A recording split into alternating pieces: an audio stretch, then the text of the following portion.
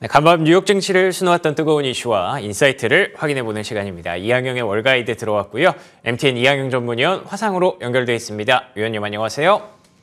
네, 안녕하세요. 이항영입니다. 네, 안녕하세요. 오늘의 인사이트 또 열어보도록 하겠습니다. 오늘의 인사이트는요. 목표치 상향되는 2024년 S&P 500 전망입니다. 최근에 FOMC가 있었죠. 그 이후에 S&P 500에 대한 전망치를 IB들이 계속 올린다고 들었어요. 어떤 내용인가요? 네, 맞습니다. 연말을 앞두고 계속해서 목표 지수가요, 상향되고 있는 것이 월가의 최근의 모습이 되겠습니다. 이렇게 월가의 목표치가 꾸준히 올라가고 있는 이유는 서너 개의 이유를 우리가 설명드릴 수 있겠는데요. 가장 큰 건 역시 지난주에 있었던 소비자 물가 지수, 그리고 직후에 발표된 FOMC의 연준에서의 점도표의 발표, 이런 걸 통해서 금리가 생각보다 당초 9월에 생각했던 것보다 빠른 속도로 좀 내려갈 수 있다라는 기대감이 분명히 있는 것이겠고요. 역시 가장 중요한 것은 실적 전망이 완만하게나마 계속 상승하고 있다는 점. 그리고 세 번째는 지난주에 계속해서 발표된 미국의 소비와 소매 판매와 관련된 경제 상황도 진짜 긍정적이라는 것들이죠. 그러다 보니 꾸준하게 지금 목표 주가 올라가면서 지금 여러분들 보신 표는 기존에 처음에 발표됐을 거랑 가장 업데이트된 발표치까지 같이 보여드리는 건데요. 여하튼 12월 17일 현재요. 평균 4,881포인트가 내년의 목표치고 미디안 중간값은 4,971포인트가 최근 들어서 가장 업데이트된 소식이 되겠습니다. 이 중에서 물론 최고는 오펜하이머의 5,200도 있고 최저는 JP모건의 4,200도 있는 건 분명한데요. 일단 최고의 의견과 최저 의견도 간단하게 다시 한번 살펴보겠습니다. 물론 저희가 어느 쪽을 맞는다라고 단언할 수 없지만 각자의 주장에 대해서 논리적 배경 한번 살펴볼 수 있겠는데요. 오펜하이머는 내년에 주가 10% 상승하면서 5,200까지 오를 수 있다는 얘기하고 있고요. 연준이 금리를 완화함에 따라서 주식의 전환의 해라고 불리는 그런 기간 동안에 수익이 계속해서 성장할 것으로 예상된다는 얘기를 하고 있고요. 물론 주식시장은 늘 말씀드리지만 절대로 직선으로 상승하지는 않습니다. 그리고 항상 좌절을 겪고 내년에도 마찬가지겠지만 꼭 여러분들이 명심해야 될 것이 인내심과 끈기가 있는 사람들은 중장기적으로 이익을 보게 될 것이라는 다분히 도덕적인 얘기지만 항상 미국 시장에서 진실된 어떤 결과 판명됐던 꾸준함이 승부를 낼 것이라는 얘기를 하고 있습니다. 한편 JP모건은요, S&P 500의 내년의 연말 목표를 4,200으로 설정했고요.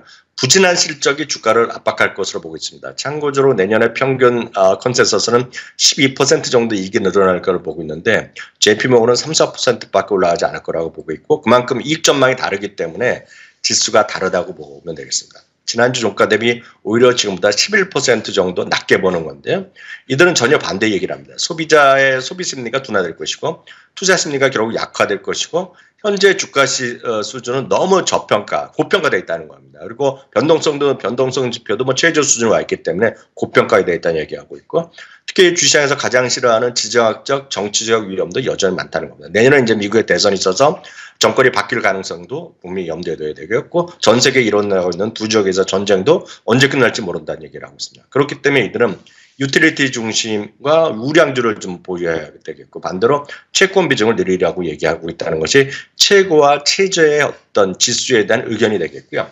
한편 골드만삭스의 데이빗 코스틴 수석 투자 전략가인데요. 목표 주가를 지난주에 상향시켰습니다. 간단히 살펴보겠는데요. 기존에 4,700에서 5,700포인트로 상당히 많이 올려놨는데요. 인플레이션이 생각보다 빨리 하락할 것이고 연준이 피보팅 즉 비둘기파로 돌아서면서 실질 이자율이 급락하다는 상황을 저희가 반영한다는 얘기하고 있고요. 이전의 목표치는 PR이 18배였는데 지금은 여러 배 이상을 주는 것이 맞다라고 얘기하고 있습니다. 그렇기 때문에 앞서 JP모건은 어렵기 때문에 우량주를 사라는 한 반면에 골드만삭스는 완전히 다른 의견입니다. 그래서 우리가 주목할 것이 저희는 방송에서 우량주며 밸런스 시트이 아주 건전한 강한 걸 얘기를 하고 있는데 반대로 지금은 대체대조표가 약하다는 얘기는 대체대조표의 어떤 부치 비율도 높을 수 있고요. ROE 같은 건 낮을 수 있다는 겁니다. 퀄러티의 반대 개념인데 여튼 영어로는 약하다는 표현을 씁니다. 대체대조표가 약하고요. 시가총액이 작은 경기 민감주, 경기가 좋아짐에 따라서 회복될 수 있는 그런 중소형주를 좀 사는 것이 맞다라는 얘기하고 있습니다.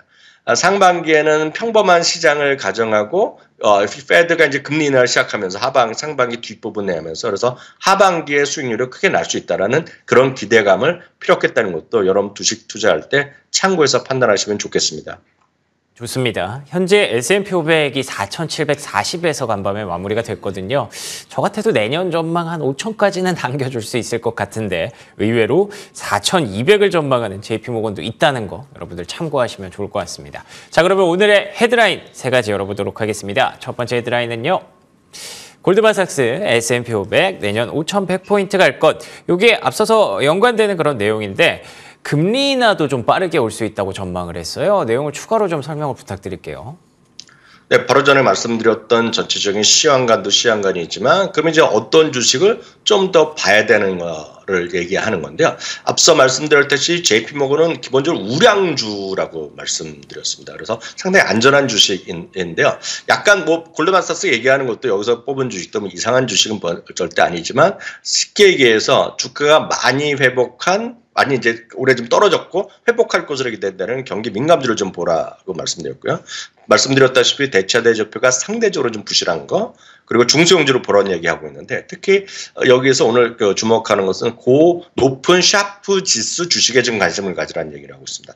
약간 여러분들이 이제 주식 공부를 하신 분들은 샤프 지수를 말을 들어보신 분 계시겠지만 한국 주식 투자할 때는 별로 이런 걸 다루지 않습니다. 다만 한국에서는 그 주식 투자할 때 펀드 투자할 때 보면 펀드의 그 평가하는 기간 보면 항상 샤프 지수란 말을 우리가 쓰는데요. 샤프란 건 사람 이름에 따라서 따온 건데요. 개념부터 여러분 잠깐 말씀드리면 투자자가 부담하는 위험을요.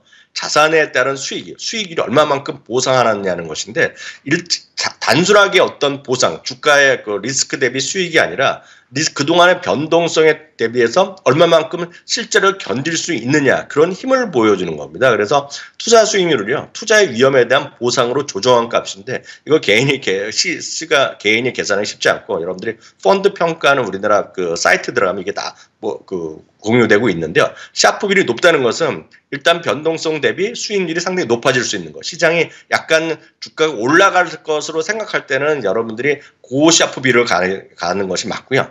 나는 정서적으로 나는 너무 변동성이 큰 것이 있고 많이 올라갔다 하더라도 중간중간에 변동성이 큰 주식은 실제로 본인들이 견딜 수 없는 것 스스로 알거든요. 그런 것들은 샤프 지수라고 얘기하고 있는데 그래서 지금은 골드만삭스는 높은 소위 그 고샤프 지수를 하는 것이 맞다라고 얘기하고 있습니다. 더 쉽게 얘기하면 위험 프리미엄을 좀 견딜만 하다 하는 분들 그런 분들이 여러분들 좀 보는 것들이 고샤프 지수라고 얘기하고 있고요. 그래서 상당히 변동성 대비 수익이 클 수 있다 그런 얘기가 되겠습니다.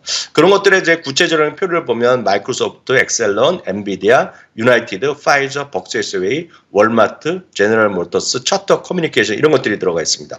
물론 더 많은 약간의 좀 변동성이 큰 것도 있지만 여러분들이 생각하는 변동성 대비 실제로 훨씬 더 수익이 클 수 있는 거를 얘기를 하고 있습니다. 그래서 여러분들 더 작은 것들은 제가 제외했고요. 여러분들이 좀 공감하실 수 있는 것들을 위주로 말씀드리겠습니다. 첫 번째는 마이크로소프트인데요. 마이크로소프트가 이제 올해 상당히 많이 올라가고 최근 한 달 동안 쉬고 있어서 어떤 분들은 왜 안 올라가냐 속상하실 텐데 이런 것들이 지나고 나면 변동성이 있더라 하더라도 이런 것들이 지나고 나면 상대적으로 수익을 줬다 하는 그런 개념이고 지금이 오히려 이런 걸 사야 될 때라는 얘기하고 있습니다.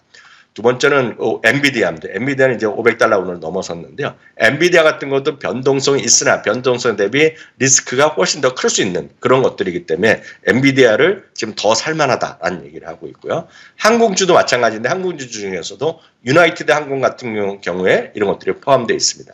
네 번째는 이제 벅스웨이입니다. 특히 벅스웨이는 지금 올해 이제 6월, 7월에 사상 최고치를 간 이후에요. 한 두 달 동안 상태를 쉬고 있는데요. 대표적인 것은 이제 애플이 되겠습니다. 말이 나온 김에 오늘 애플이 일부 애플워치에 대해서 일단 페이턴트 특허권에 대한 침해에 따라서 오늘 주가가 좀 밀려나다가 결국 마이너스 0.6% 했는데요. 늘 말씀드리지만 애플에 대한 걱정은 뭐 너무 지나치게 걱정은 큰 도움이 안 된다. 애플, 마이크로소프트 마찬가지라 말씀드리겠고요. 여하튼 벅스웨이는 애플이 절반이고 나머지가 금융주인데요. 금융주가 최근에 빠르게 반영되고 있는데 금융주가 벅스웨이가 지금 고점을 못 가고 있다는 것 자체가 약간 아이러니하거든요. 그래서 벅스웨이 같은 경우에는 골드만삭스도 그 고 샤프 지수에 편입된 종목이기 때문에 여러분들 한번 장기적으로 보시는 분들 특히 해볼만 하다 보셔야 되겠고요. 월마트는 올해 특히 지난번 실적 발표할 때까지 아주 고공행진을 하다가 실적 발표한 이후에 생각보다 약간 그 전망치가 조금 부족했기 때문에 내년 그 주가 떨어졌는데요. 오히려 이런 것들이 오히려 좀 장기적으로 보시는 분들은 살만한 타임이다 얘기하면서 월마트 같은 것들도 여기 고시아프 지수에 포함된 그 종목이기 때문에 여러분들 여기 나온 주식들 특히 좀 장기적으로 보시는 분들은 아마 스타디 할만한 하다 보고 싶고요. 특히 주식에 좀 관심이 많으신 분은 샤프 지수가 어떻게 공식이 나오고 어떻게 활용하는지 같은 경우는 이런 조금 더 검색해 보시면 여러분들 좀 지식을 늘리는 데 큰 도움이 될 것 같습니다. 알겠습니다. 하이리스크 하이리턴이라고 하는데 하이리스크하고 로우리턴이 되면 안 되거든요. 그래서 그런 부분들을 리턴을 좀 늘릴 수 있는 샤프 지수에 대해서 설명해 주셨습니다. 마이크로소프트, 엔비디아, 버크셔 해서웨이, 월마트 등이 있었네요. 자, 그러면 두 번째 헤드라인 넘어가 보겠습니다. 두 번째 헤드라인은요. 엔비디아 얘기가 이어집니다. 좋았지만 아쉽다. 사실 올해 최고의 주식을 꼽으라면 아마 많은 분들이 엔비디아를 주체 없이 꼽으실 것 같은데 요즘 조금 안 좋았다고 아쉽네라는 의견들이 나온다고 들었어요. 앞서도 이제 오펜하이머에서도 내년도 주식 시장 얘기하면서 5,100을 얘기하면서 좀 드린 말씀이지만 주식 투자가 직선으로 올라갈 수는 없거든요. 늘 말씀드리지만 여러분들이 직선으로 리스크 없이 주식 투자를 원하신다면 대한민국에서는 하나밖에 없습니다. 바로 5천만 원까지 예금을 드는 겁니다. 5천만 원까지 하면 절대로 원리금이 깨지지 않고 나서요. 금융기관별로 대한민국 정부에서 보장해주지 않습니까? 그래서 직선이라는 것은 존재할 수 없다라고 보셔야 되겠고요. 어떻게 매일 주식이 올라가고 매일 주식시장 주식이 시가대 지수 대비 이기겠습니까? 말씀하셨다시피 엔비디아는 올해 최고의 주식 200%가 넘는 주가 상승을 가져온 주식인데요. 바로 말씀하셨던 대로 최근 한 달은 얼핏 보기에 상대적으로 부진한 게 맞습니다. 전체 주가도요. 엔비디아가 1.1% 떨어졌는데요. 반면에 AMD는 후발주자인데도 불구하고 13.8%나 급등했고요. 또 반도체 지수도 7.9%나 상승했기 때문에 최근 한 달 동안은 부진했습니다. 다만 몇몇 의견들을 제가 한번 확인해 보겠고 어제 오늘 난 걸 다시 한번 확인해 드리겠는데요. 번스타인의 그 엔비디아 담당 애널리스트들 그중에 대표가 스테이드 라스곤이라는 분인데요. 이분이 대표 애널리스트로 얘기를 하고 있습니다. 연초 대비 200% 넘게 상승했고요. 시장 가치는 수천억 달러 올라갔는데요. 여전히요. 잘 들으셔야 됩니다. 여전히 인공지능 붐에 대비한 투자 중에 여전히 가장 저렴한 주식은 엔비디아라고 얘기하고 있습니다. 참고적으로 엔비디아의 PR은요. 12개월 예상 PR은 지금 22배, 23배입니다. AMD가 오늘 최근 한 달 동안 더 많이 올랐는데 엔비디아는 30배를 훌쩍 넘습니다.